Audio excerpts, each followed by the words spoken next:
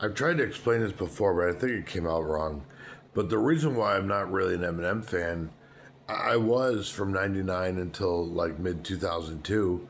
And then in mid 2002, I had a really bad week. I got fired from like three jobs at once, and I got kicked out of my apartment and all this bullshit. I said, fuck it, I'll go to an Eminem concert.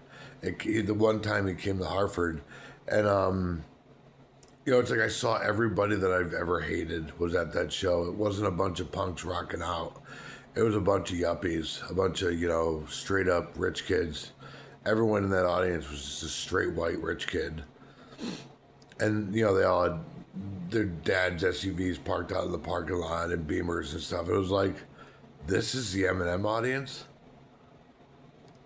I think I had this all wrong. Like, I was expecting to see like, because he was a Detroit guy. He came out of that Detroit scene. Kid Rock and Insane Clown Posse, and all those guys that came out of Detroit in the late '90s. And I thought maybe he would have a similar fan base, but no, no, no, no, no, no. These were like the same kids that would go to a Dave Matthews Band concert or, a Bare Naked Ladies concert or something like that. Like these weren't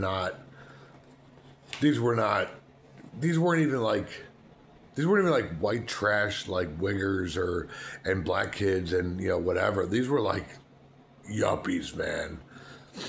And I just I'd live in Central Connecticut, so I guess I'd have to it's like, well, what else would be there, besides yuppies, But it was just a very eye-opening experience, and I kind of stopped listening to Eminem after that, and that was like mid 2002, and I've never really paid attention to him ever since then.